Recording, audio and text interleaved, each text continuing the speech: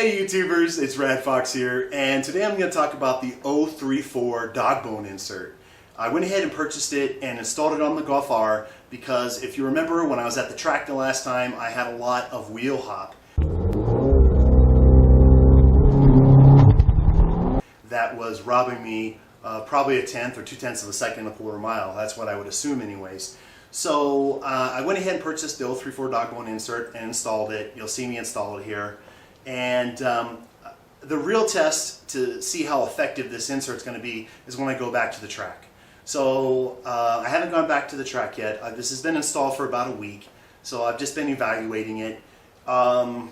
First off, I can tell you that if you're doing light to moderate throttle, I don't even think you're going to know it's there. I don't really even feel it. Okay, so the car behaves totally stock.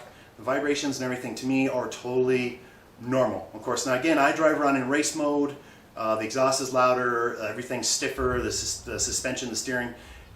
So I feel every little vibration anyway. So I don't feel any extra vibration with light to moderate throttle.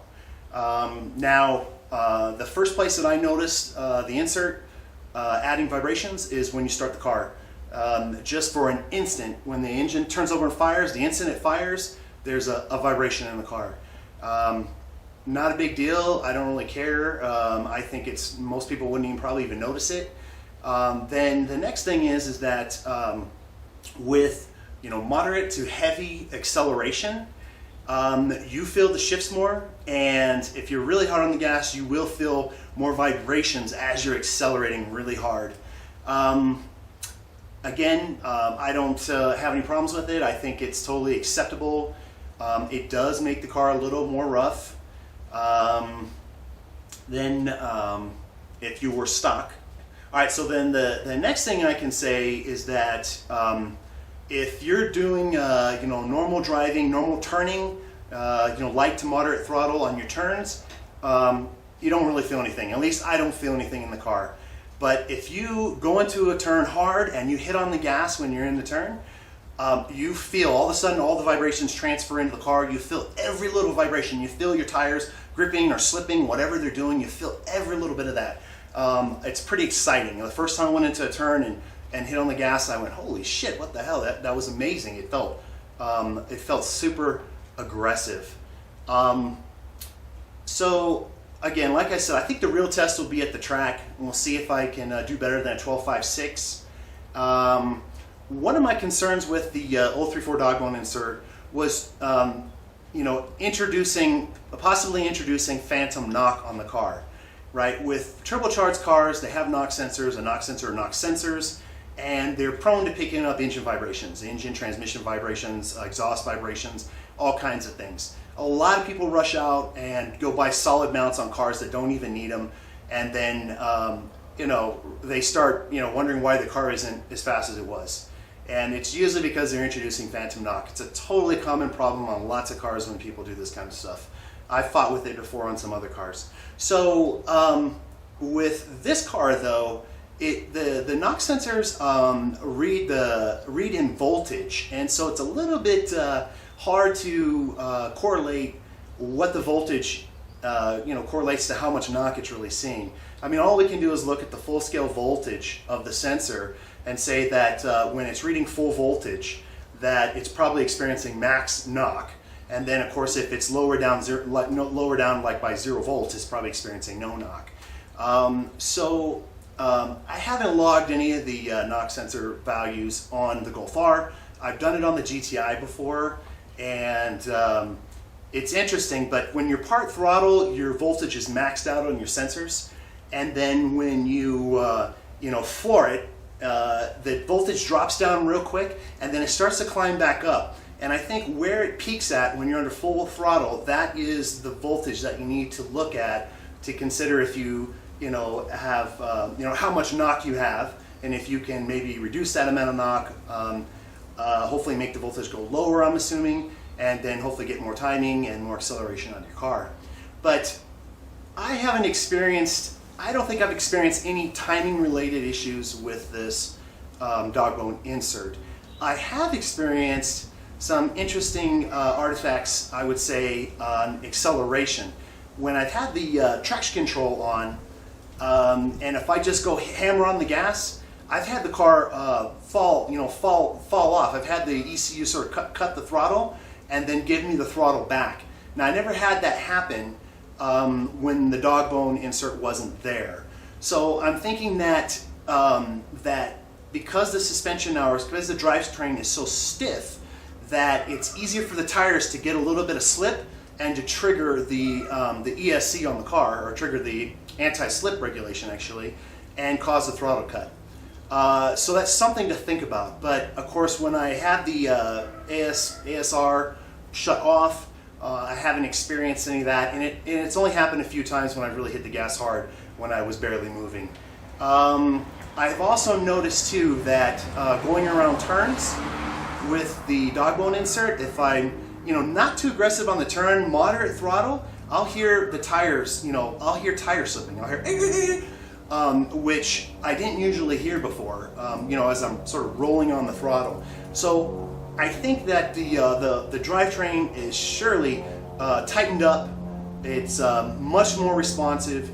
You will feel your hard shifts. You're going to feel your hard cornering when you're on the accelerator.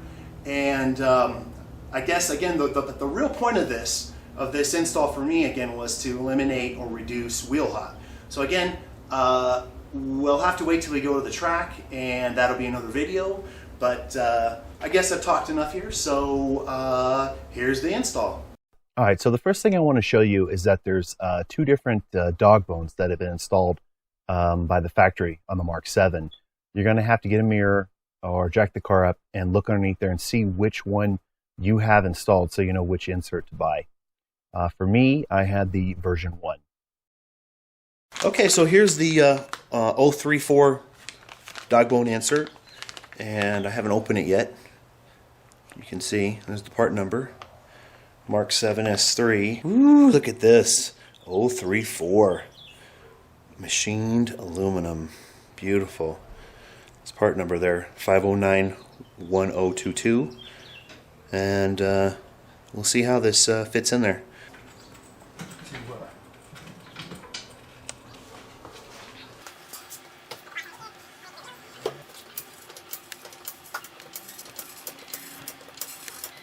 The other side.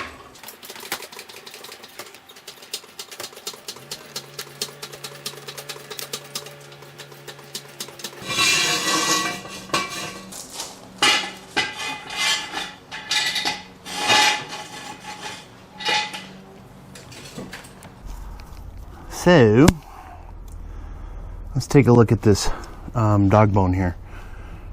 All right, hope this is all focused. All right, I've got a 21mm ratchet here, socket. Let's see, does this look like this is really gonna fit? Looks like it could go that way. It looks like it's supposed to go this way. Let's hope that's the case. Okay, I believe that's the way it wants to go. Okay, so let's go ahead and take this out. I've got a half drive breaker bar here, and let's try this. All right. Oh man. Woo. Okay, that was pretty snug. Put on my ratchet again. Now, let's see what happens here.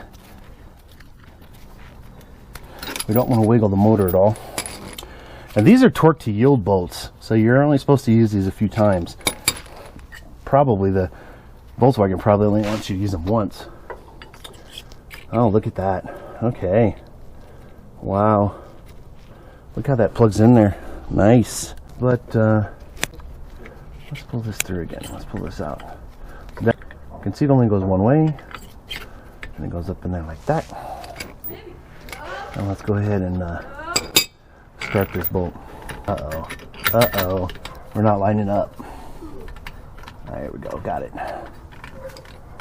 Yeah, you do not want this motor to move, because then you're going to have to get a pry bar underneath here and try to realign this.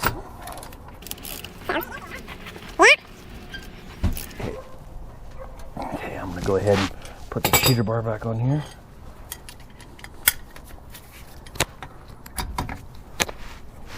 Oh wait, wrong way. This way.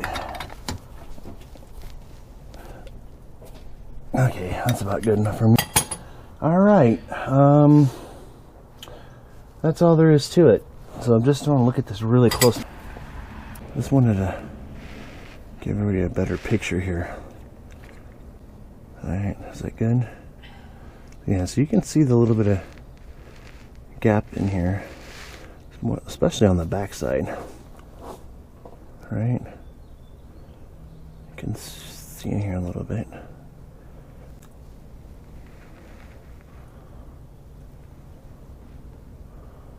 All right, good.